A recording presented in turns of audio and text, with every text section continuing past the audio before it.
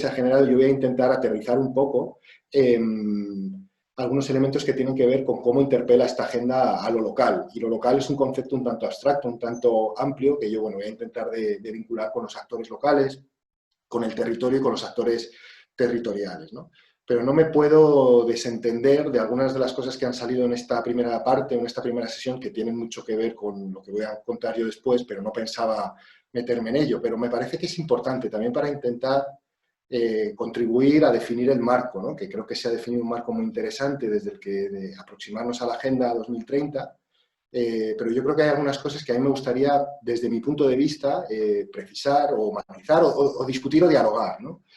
Claro, la pregunta que hace Natalia es muy sugerente, pero creo que es muy sugerente en términos intelectuales, ¿no? Si la Agenda 2030 responde a las hegemonías y por lo tanto lo que tenemos que hacer es prescindir de ella, abandonarla, ignorarla como una agenda de transformación porque es una agenda hegemónica, o si por el contrario lo que debemos hacer es intentar interpretar esta agenda o incorporar el potencial de cambio que tiene, analizándola y viendo cómo nos puede ayudar a abordar algunas transformaciones, ¿no? Y yo digo que es una postura que intelectualmente es muy interesante. Yo creo que es un ejercicio muy rico y es un ejercicio muy, muy necesario. Pero políticamente creo que es un ejercicio que no sé muy bien cómo calificar, ¿no? Y que si bien creo que tenemos que hacer, creo que también tenemos que ser muy justos, pero no justos en el sentido moral, sino muy justos en el sentido de precisos a la hora de analizar esta agenda, ¿no? Muy precisos y muy precisas a la hora de entender qué posibilidades de cambio tiene y qué posibilidades de cambio no tiene y además no puede tener. A ver si soy capaz de explicarme, ¿no? con claridad. Lo que creo es que en ocasiones tenemos una aproximación a esta agenda en la que proyectamos nuestras aspiraciones de cambio, nuestras aspiraciones de transformación, nuestros horizontes de cambio, ¿no? Y está bien que lo hagamos así, que nos aproximemos de esta manera normativa a la realidad o de esta manera normativa a una agenda como esta, ¿no? Lo que pasa es que lo que no tenemos que olvidar es que esta agenda es un acuerdo internacional que tiene enormes limitaciones que en realidad son la expresión de las limitaciones que tiene nuestro sistema internacional, ¿no? Yo leía en el chat, es una agenda que no tiene mirada feminista, desde luego que no tiene la mirada feminista que nos pudiera gustar o que desearíamos, no tiene seguramente la mirada ecologista, es una agenda patriarcal, es una agenda colonial, es una agenda capitalista o cualquier tipo de elementos que nos impiden transformar una realidad.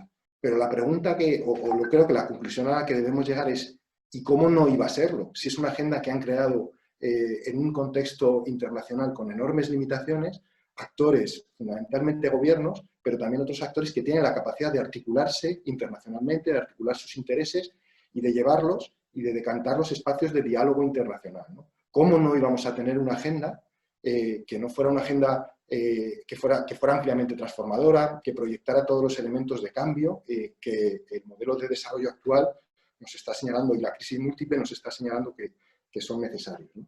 Bueno, yo creo que no contamos con una agenda ni parecida a lo que desearíamos, pero seguramente, y creo que para mí esta es la clave de esta agenda, contamos con una de las mejores agendas posibles, y esto no significa un posicionamiento acrítico a la agenda, ni mucho menos. Yo tengo una mirada muy crítica de esta agenda, pero contamos con una de las posibles mejores o con una de las mejores agendas posibles, dadas las condiciones de posibilidad en las que esta agenda ha sido construida, dado el contexto histórico en el que estamos viviendo, dado el contexto político internacional y el equilibrio de fuerzas, ¿no?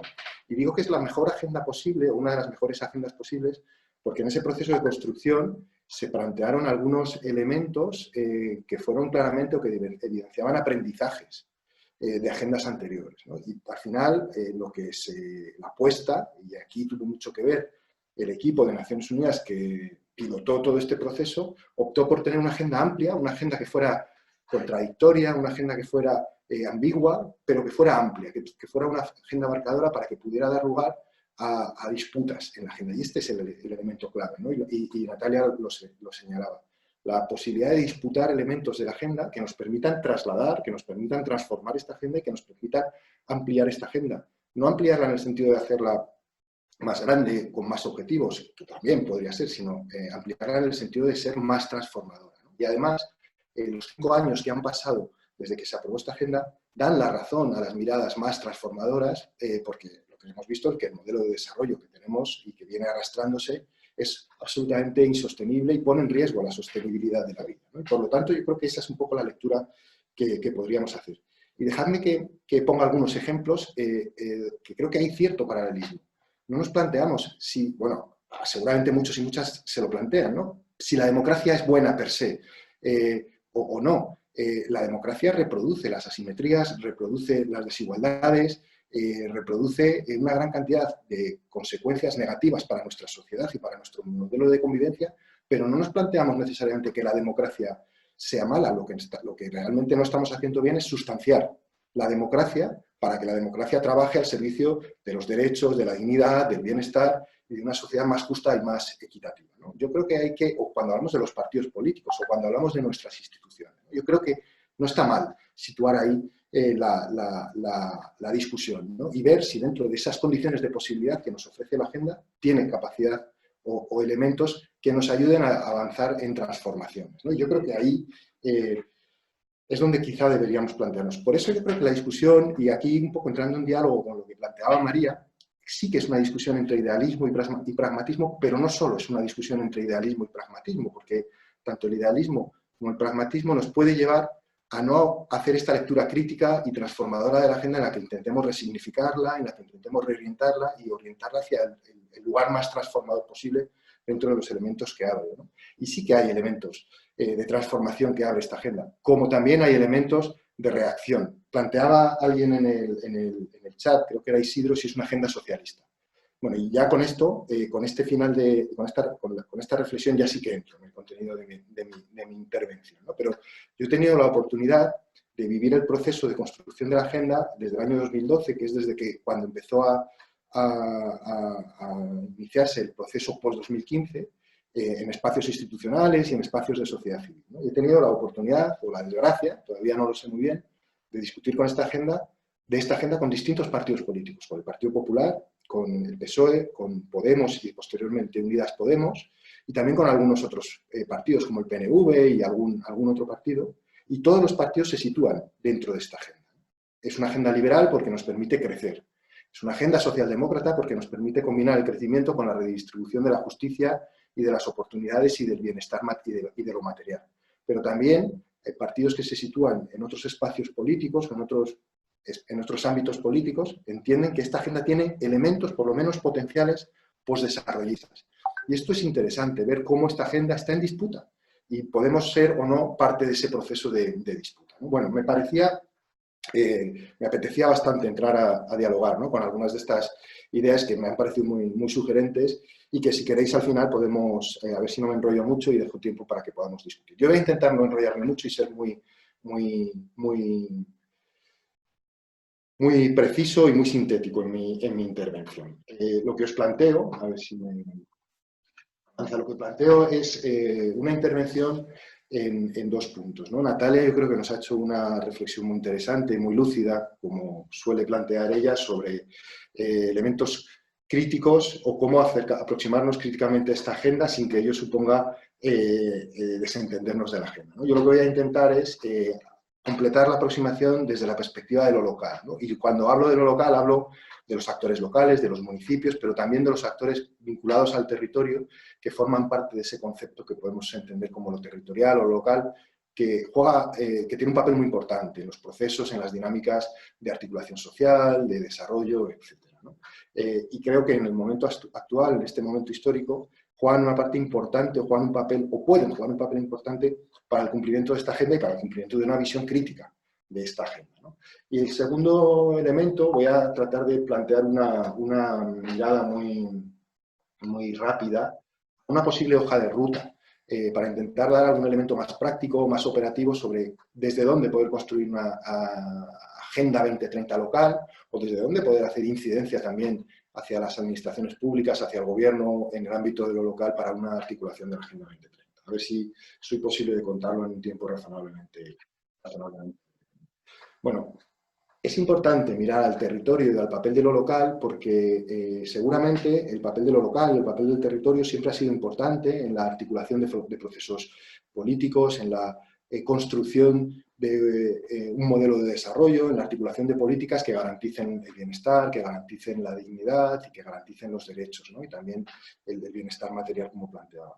Pero seguramente en un mundo tan complejo como el actual, en un contexto de globalización, en una lógica de interdependencia y transnacionalización, el papel de lo local está emergiendo como más importante de lo que ha sido en los últimos años, en las últimas décadas, para dar respuesta a los problemas de la sociedad, ¿no? A los problemas de la sociedad que cada vez es más una sociedad global, ¿no? Esa lógica de interdependencia, lo local juega un papel determinante, juega un papel importante para abordar los desafíos globales, ¿no? Yo creo que se están produciendo algunos fenómenos en los últimos años y de manera muy, muy acelerada en los últimos años que así lo explican, ¿no? Bueno, procesos por esa lógica de interdependencia y transnacionalización sobre la que yo creo que cada vez ya empezamos a tener más conciencia y más claridad, que están reconfigurando nuestro mundo y están reconfigurando la realidad, ¿no? Lo que se produce en realidad es una especie de desterritorialización y reanclaje territorial, que parecen palabras muy complejas, pero en el fondo lo que quiere decir o lo que nos viene a decir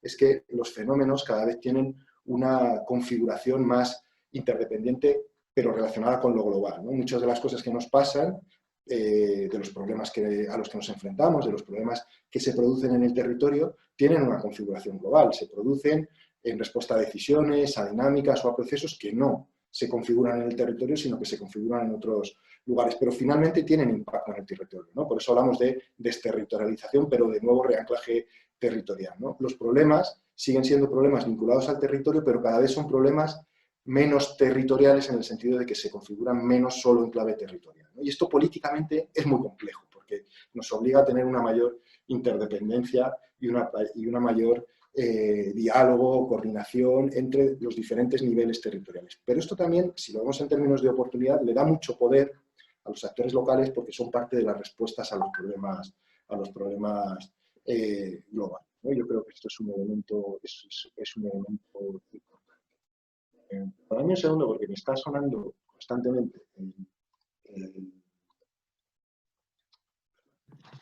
Nacho, me da la sensación que es que hay gente que se desconecta y se vuelve a conectar. No es no, tanto el chat. Me parece a mí, porque me pasaba lo mismo. vale, bueno, pues entonces avanzo. Bueno, lo que vemos es que se producen estos procesos que planteo, ¿no? Y esto a lo territorial, a lo local, al territorio, pero no al territorio como un ente físico, como una realidad física, o no solo como una realidad física, sino al territorio y a los actores que habitan y que participan del territorio, le da una doble condición, ¿no? Como trataba de señalar antes. Por un lado, una condición de vulnerabilidad, porque en el territorio es donde se producen, donde se concretan y donde se materializan buena parte de los problemas que conocemos, los problemas de la pobreza, de la desigualdad, de la exclusión social, los problemas del no ser que nos planteaba antes Natalia, los problemas que tienen que ver con el cambio climático o con la crisis climática provocada por el cambio climático, tienen claramente un anclaje territorial y hay que abordarlos desde esa perspectiva territorial, ¿no? Por eso en el territorio se producen muchas de las vulnerabilidades y a veces en los territorios no tenemos las capacidades, las herramientas, los recursos para poder dar respuesta a esos problemas. Pero también, junto a esa materialización de los males públicos globales en clave territorial que estaba tratando de plantear, se produce también identificamos otro papel de los territorios, y es un papel que tiene que ver con sus potencialidades, las potencialidades para poder dar respuesta a los problemas, las potencialidades para poder proveer los bienes públicos globales, ¿no? Digamos que el mundo en este sentido ha cambiado de manera profunda y lo local pasa a formar parte de los elementos más estratégicos, tanto en clave de vivencia de los problemas, pero también de respuesta a los problemas. Es decir, políticamente lo local tiene cada vez mayor peso, ¿no? Y esto yo creo que es muy importante para entender cómo lo local tiene que jugar un papel político muy relevante en esa respuesta a los problemas, pero también simbólicamente, en términos simbólicos, en términos discursivos, en términos de ideas, en términos de valores, en términos de principios, que finalmente también construyen la realidad y son muy importantes para construir la realidad. Desde lo local se puede, de hecho, existen procesos que están en marcha, se puede articular todo un proceso de construcción de la realidad, de políticas públicas, de procesos sociales, de procesos económicos, que disputen un modelo de desarrollo dominante, que es muy transnacional, que tiene que ver con muchas de las dinámicas que nos ha planteado Natalia, y que tienen buena parte de sus orígenes, de sus definiciones, de la toma de decisiones en espacios que son transnacionales y que no tienen que ver tanto con la respuesta a los problemas de la vida de la gente, sino que tienen que ver con respuesta a dinámicas históricas o que son el resultado de dinámicas históricas, de dinámicas sistémicas, y que tienen que ver también con intereses de determinados actores que tienen la capacidad de tener presencia en esos actores de decisión global, ¿no? Digamos que desde abajo y desde lo local se puede construir una realidad que en este sentido sería contrahegemónica, ¿no? Ya tenemos un proceso o un movimiento muy interesante que se denomina o que lo podemos enmarcar dentro de la idea de las transiciones, ¿no? Las transiciones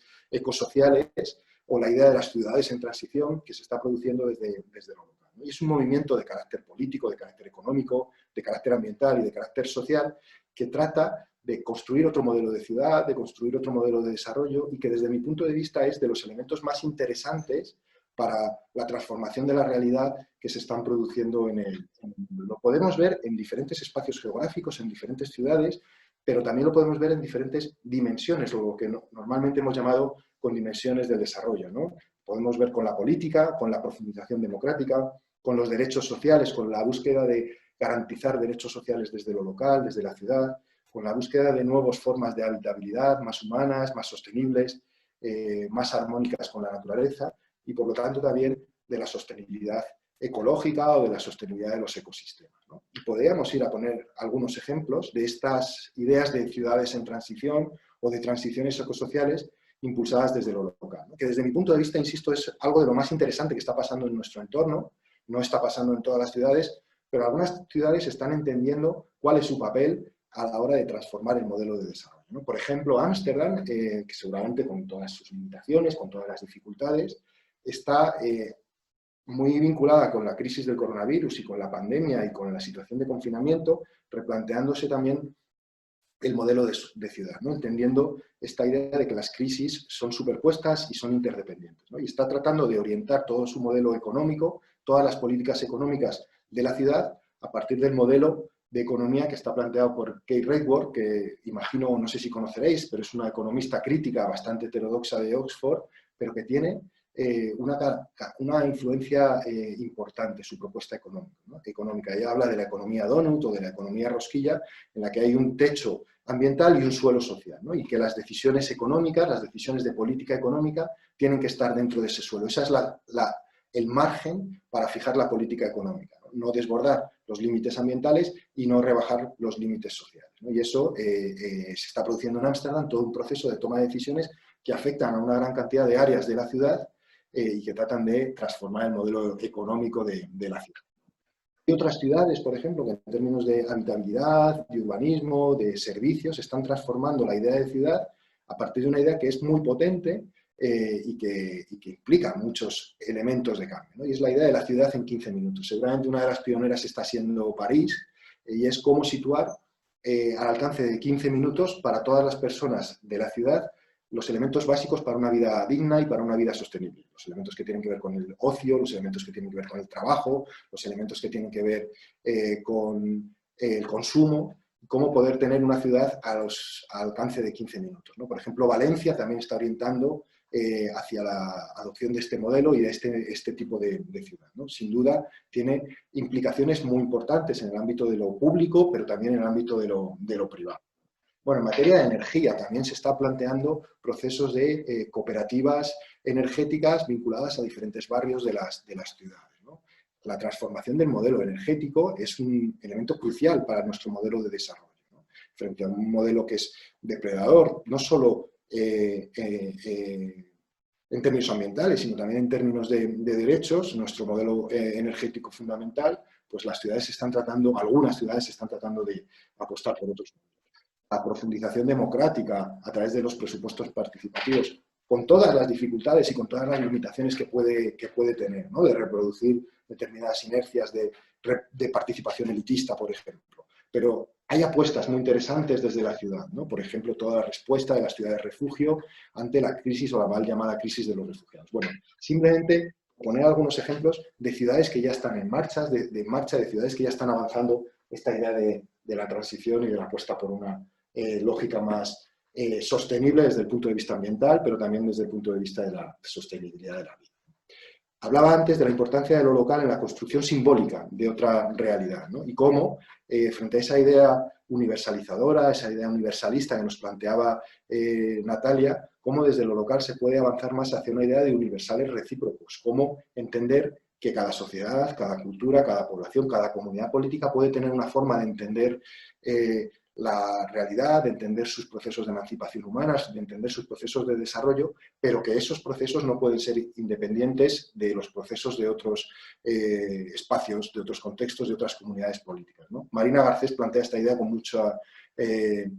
mucha brillantez, ¿no? Ella habla de la importancia de articular universales recíprocos, y ahí la idea, la perspectiva de lo local verdaderamente importante, ¿no? Por eso hablamos, o por eso podemos hablar del papel diferencial que tiene lo local, que tiene el territorio, que tienen los actores locales a la hora de transformar los modelos de desarrollo, a la hora de articular una acción colectiva que sea multinivel y que ponga en el centro la sostenibilidad de la vida, ¿no? Y en esta parte es donde yo trato de entroncar los dos elementos de esta intervención o de esta jornada, la Agenda 2030 y el papel transformador de lo local, sin caer en una visión tampoco acrítica de la ciudad y de lo local también como generador de desigualdades, de violencias estructurales. En las violencias urbanas yo creo que están muy presentes y son muy profundas y de carácter estructural, pero la idea es cómo hacer de la Agenda 2030 un marco de transformación en el que todo este proceso de transiciones ecosociales que se están dando en las ciudades puede tener un elemento más sistemático, más transformador y más general, ¿no? Decir cómo resignificar desde esta idea de las transiciones ecosociales la Agenda 2030 para el desarrollo sostenible. No me voy a centrar tanto en cómo hacer una lectura crítica de la agenda desde esta perspectiva, sino a partir de ahora en cómo intentar plantear algunos elementos que pudieran servir para una especie de hoja de ruta o de ideas que nos pudieran acercar a dar pasos para avanzar en el cumplimiento y en el avance de la Agenda 2030. ¿No? Básicamente, o la respuesta a la que trataré de responder, la pregunta a la que trataré de responder es si es posible una hoja de ruta para una Agenda 2030 transformadora en el ámbito local. Y si bien muchos de los elementos que voy a plantear podrían ser perfectamente también aplicables o observables desde la perspectiva más estatal, tienen que ver con el elemento de lo local o con la mirada de lo local. Lo primero que quiero plantear, también para plantearlo con claridad, es que no hay un recetario. No creo que podamos plantear una manera de aplicar la agenda que pueda ser replicable en todos los lugares y en todos los territorios, ¿no? De hecho, mal nos ha ido cuando hemos tratado de aplicar recetas políticas en diferentes territorios porque han funcionado bien en algunos, ¿no? Los contextos son diferentes, el momento histórico es diferente, el momento político es diferente, el equilibrio de fuerzas entre los diferentes actores de la sociedad es distinto y es imposible. Las capacidades son distintas, por lo tanto es imposible. Pero quizás sí podemos tener algunos elementos que son condiciones necesarias, aunque no suficientes, ¿no? Y la segunda consideración previa que quiero plantear para hacer un repaso muy rápido a esto que voy a plantear, a estos elementos para una hoja de ruta, es que no vale cualquier, o por lo menos desde mi punto de vista, no vale cualquier aproximación o cualquier lectura de la Agenda 2030, sino que hay tensiones entre las diferentes visiones, un poco como planteaba al principio y planteaba también Natalia, y lo que tenemos que ver es qué visión de la Agenda 2030 nos acerca a eso que planteábamos como una lectura crítica, una lectura transformadora, y no una visión hegemónica o reproductora de las desigualdades de la agenda, ¿no? Y esto que voy a plantear ahora tiene más que ver o tiene un cierto contraste empírico por algunos de los trabajos de investigación o incluso de acompañamiento y asesoría política en los que me he visto involucrado, sobre todo con la Mundial, pero también en mi trabajo en la universidad en los últimos años, y básicamente plantean la identificación de 3 aproximaciones a la Agenda 2030, ¿no? Una, por simplificar un poco la realidad. Una visión muy continuista, en la que la Agenda 2030 no sería un elemento de cambio, sino que sería un elemento que acompaña a las políticas, y básicamente la agenda se reduciría más a una agenda de comunicación, una agenda discursiva, eso sí, con un pin bien visible en la solapa, pero no necesariamente con una agenda detrás política orientada hacia la transformación de las políticas públicas, que en el fondo ese es el potencial de la Agenda 2030, y que si vemos la Agenda 2030 desde esa perspectiva, aunque no nos satisfagan todos los horizontes de transformación que nos plantea la agenda, es una agenda potente desde la perspectiva de la coherencia de las políticas públicas. Y ahí estaríamos, por lo tanto, en una visión más transformadora, ¿no? Cómo esta agenda realmente me ayuda, me interpela, de tal manera que como ciudad, ayuntamiento, comunidad autónoma, transformo mis políticas para incorporar la perspectiva del desarrollo sostenible o de la sostenibilidad de la vida en ella, ¿no? Entre medias quedaría una visión más instrumental o más proyectista en la que yo, como comunidad autónoma, como ayuntamiento, hago proyectos o acciones que tienen que ver con la agenda, pero no la asumo como el eje articulador de mis políticas públicas. Siendo muy consciente de que es verdaderamente complejo políticamente que la Agenda 2030 informe al conjunto de las políticas. ¿No? Básicamente, por despejarla, la lectura continuista tendría que ver con una agenda más comunicativa que una agenda política, ¿no? Es decir, el mapeo de iniciativas, realizo un mapeo de iniciativas para ver cuáles son las acciones que desde mi municipio contribuyen al cumplimiento de los ODS, puedo poner algunas acciones en marcha puntuales alineadas con la Agenda 2030, pero no transformo mi política como planteaba, sino que básicamente lo que genero es un discurso favorable a la Agenda 2030. Aquí es donde se sitúan la gran mayoría de las comunidades autónomas, la gran mayoría de las ciudades y la gran mayoría de los países que están articulando esta agenda de una manera muy superficial, porque es verdaderamente complejo políticamente y porque a veces no hay suficiente voluntad política también, ¿no? Es decir, tiene que ver con las condiciones de posibilidad, con las capacidades, pero también con la voluntad política, ¿no? Esta lectura continuista lo que tiene claramente es una pérdida de oportunidad de aprovechar el potencial de transformación de la agenda. Aquí le tendríamos que dar la razón a Natalia claramente, y es que sería una agenda que no transforma y por lo tanto sería una agenda reproductora de la realidad, ¿no? Frente a ella, bueno, ayer repasando un poco algunas notas, algunos textos para terminar de preparar la presentación de hoy, encontré esta del informe de Ciudades en Movimiento, esta cita que me gustó mucho porque tiene que ver con la discusión que hemos tenido aquí. Y es que, ya que la Agenda 2030 expresa en un caso que si los objetivos socioeconómicos se basan en políticas de crecimiento económico convencionales, será virtualmente imposible reducir la velocidad del calentamiento global, detener la sobrepesca en los océanos y la degradación del suelo o sencillamente atajar la pérdida de biodiversidad. Es decir, la agenda no es una agenda decrecentista, no es una agenda anticapitalista, no es una agenda que sitúe en el centro la sostenibilidad de la vida, pero la agenda sí tiene elementos que puedan disputar el modelo de crecimiento tradicional, el modelo de crecimiento económico, sí tiene elementos que puedan disputar algunos de los fundamentos básicos de nuestro modelo de desarrollo. Yo siempre que hablo de la agenda hago una misma reflexión y es, os aconsejo que vayáis al párrafo 14 de la Agenda 2030 y es donde se dibuja de manera muy clara el diagnóstico que esta agenda realiza sobre el modelo de desarrollo. Y este párrafo es una enmienda a la totalidad al modelo de desarrollo dominante y plantea una serie de cambios, o mejor dicho, de ese párrafo se derivan una serie de cambios que sí que tienen que llevar a revisar el crecimiento económico y que sí que tienen que llevar a revisar algunos de los elementos fundamentales, porque si no la agenda no será posible cumplir, ¿no? Me parece que esta cita para situarnos críticamente respecto a la agenda es importante, pero ello no implica que la agenda no pueda tener elementos de transformación. Por lo tanto, yo lo que quiero ya, para ir terminando, que me quedan un poquito más de 10 minutos, es plantearnos en una posible hoja de ruta para una agenda transformadora de la agenda, para una lectura transformadora de la Agenda 2030 en el ámbito local. Las preguntas que nos hacemos o que deberíamos hacernos son distintas a las preguntas que nos haríamos en la lectura continuista, ¿no? Si en la lectura continuista es ¿qué hago ya?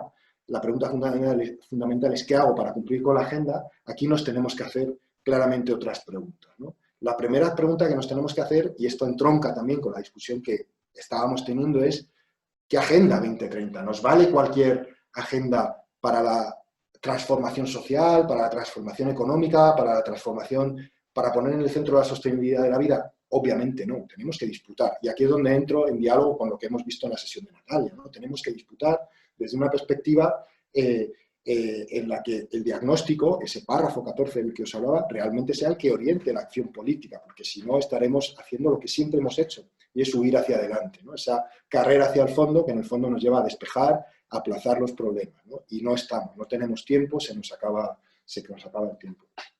Un elemento muy importante de esta agenda, que tiene que ver con eso que veíamos antes de la filosofía política y la filosofía del derecho internacional, es el principio de responsabilidades comunes pero diferenciadas. Y esto es un principio que políticamente es muy relevante, ¿no? Cómo los diferentes actores de la sociedad tenemos diferentes responsabilidades, pero todos tenemos responsabilidades y los actores locales también tienen responsabilidades importantes, ¿no? Bueno, una agenda que se basa en la articulación multinivel y multiactor, y esto es importante porque es democratizadora si nos la tomamos en serio. Pasamos de tener una agenda fundamentalmente estadocéntrica, en la que los estados son aquellos actores que fijan las políticas, frente a una agenda que nos demanda el diálogo multinivel y en la que lo local tiene un papel mucho más importante, ¿no? En cuarto lugar, una agenda basada en la coherencia de políticas. Y este es el elemento crítico y sobre el que Natalia ha investigado mucho y sabe mucho, y seguramente si después hay discusión sobre esto puede participar. Esta es una agenda y aquí reside el potencial transformador de la agenda, uno de los principales potenciales transformadores. Es una agenda que solo puede ser abordada desde la coherencia de políticas y desde la integralidad de sus objetivos, ¿no? La coherencia de políticas básicamente hace referencia a incorporar en cada una de las políticas públicas, en el ámbito local en este caso, los principios y los valores que tienen que ver con la sostenibilidad, con el desarrollo sostenible o con la sostenibilidad de la vida, si tenemos una visión más transformadora y más crítica de la Agenda 2030. Y políticamente, este es un mensaje o este es un mandato, porque es un mandato de la Agenda, muy fuerte, que por cierto está por encima en términos de transformación del programa político de la práctica totalidad de los partidos políticos que concurren a las elecciones en España, tanto a las elecciones generales como a las elecciones autonómicas. Y no tenemos más que comparar la agenda con parte de esos programas políticos, ¿no? Que en algunos elementos no son tan vinculados con la sostenibilidad como puede ser la Agenda 2030, ¿no? Bueno, y por lo tanto, desde esa perspectiva de la coherencia de las políticas, es una agenda que nos permita superar las contradicciones poniendo en el centro la sostenibilidad de la vida. Actualmente las contradicciones las podemos superar, pero los intereses de política o las orientaciones que son las que nos hacen superar estas contradicciones ya sabemos que tienen que ver con la búsqueda del crecimiento y que están muy determinadas por la lógica económica, y no hay más que ver cómo estamos abordando la crisis del coronavirus y cuáles son las decisiones que en algunas comunidades autónomas o en algunos países o en algunos estados, en algunos contextos, se están tomando frente a otros, ¿no? Por lo tanto, podemos hacer una lectura, aunque yo he pasado muy rápido por ello, de la Agenda 2030 que sea crítica con el modelo de desarrollo actual y que esté orientada hacia esas transformaciones socioeconómicas, ¿no? Y ahí la lectura que tendríamos que hacer, o las preguntas que nos tendríamos que hacer, además de qué Agenda 2030, las preguntas que nos tendríamos que hacer o que nos podríamos hacer son qué estamos haciendo para impulsar los ODS, sí, es verdad, como en la lectura anterior, pero sobre todo, qué podemos hacer para impulsarlos, qué debemos cambiar para poder impulsarlos y cómo y con quién deberíamos trabajar. ¿No? Desde cualquier municipio he tomado la estructura institucional de un municipio cualquiera al uso en España, básicamente casi todos tienen una misma estructura o estructuras similares, todos estos áreas de gobierno, todos los actores de un determinado ámbito institucional, de un determinado ayuntamiento, de una determinada comunidad autónoma, están interpelados por cada una de estas preguntas y, por lo tanto, por cada uno de estos objetivos, ¿no? Debemos hacer un análisis sobre cómo podemos contribuir a cada uno de los objetivos, pero también al conjunto de los objetivos desde cada uno de estos ámbitos. Perdón, porque estaba pasando muy rápido por algunas de las transparencias, ¿no? Bueno, en definitiva, para poder identificar ahora y así, ir terminando mi presentación, los 5 o 6 elementos que forman parte de esa hoja de ruta, debemos hacerlos desde la reflexión sobre estas preguntas, ¿no? ¿Cómo podemos visibilizar nuestra contribución? ¿Cómo podemos ampliar y adaptarnos territorialmente para poder avanzar en esas transformaciones ecosociales en el marco de la Agenda 2030 y, por lo tanto, resignificar también la Agenda 2030? ¿Y cómo podemos orientar nuestras políticas, ¿no?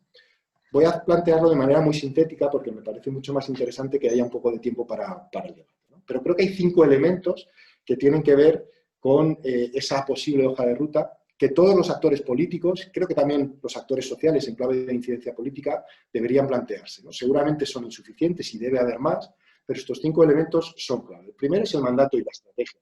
El mandato tiene que estar asumido por el mayor ámbito del nivel político. Si no hay una apropiación desde la alcaldía o desde la presidencia de una comunidad autónoma sobre que esta agenda es importante, la experiencia nos dice que es muy difícil que haya esa asunción política de la responsabilidad que nos traslada esta agenda.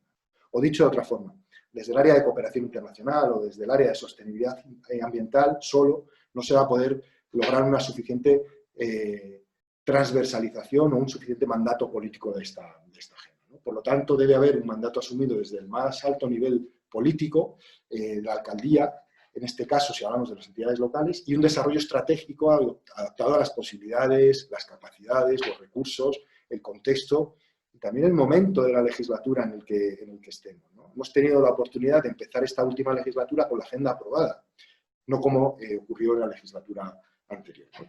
Y sobre todo también hay que tener en cuenta otros 4 elementos que son los que forman parte de esta hoja de ruta, ¿no? El análisis, la investigación, el estudio, el conocimiento es muy importante, las capacidades, la estructura y los instrumentos. Voy a pasar muy rápido por ellos, ¿no?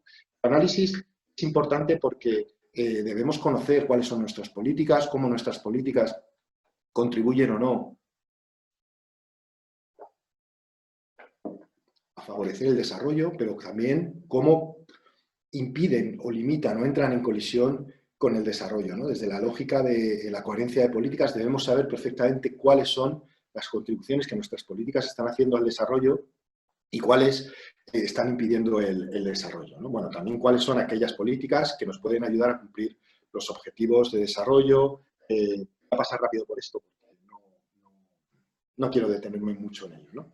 Pero esto no significa que la necesidad de articular un conocimiento para poder tomar decisiones informadas por un conocimiento sólido, por un conocimiento crítico también de la realidad, no significa que ahora todos los ayuntamientos, todos los actores se tengan que poner a hacer investigación. Ya contamos con importantes espacios, con importantes actores y con importantes sistemas de conocimiento que están construyendo investigación, que están construyendo análisis, que están construyendo información o que están generando información sobre estos elementos. El problema es que la política, y bien lo sabemos, trabaja de espaldas a esa articulación del conocimiento, ¿no? Y debemos avanzar hacia un mayor encuentro entre la investigación, el conocimiento o los saberes, diferentes tipos de conocimiento, y la orientación de las decisiones políticas, ¿no?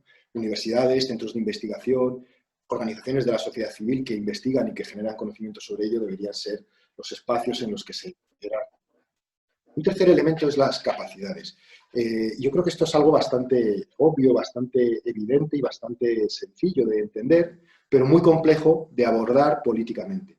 En mi caso, cuando he intentado acompañar procesos de avance hacia la Agenda 2030 o hacia la coherencia de políticas, uno de los desafíos que nos hemos encontrado es que no hay capacidades suficientes en una administración pública para incorporar nuevos enfoques, nuevas aproximaciones, para tener una mirada feminista, para tener una mirada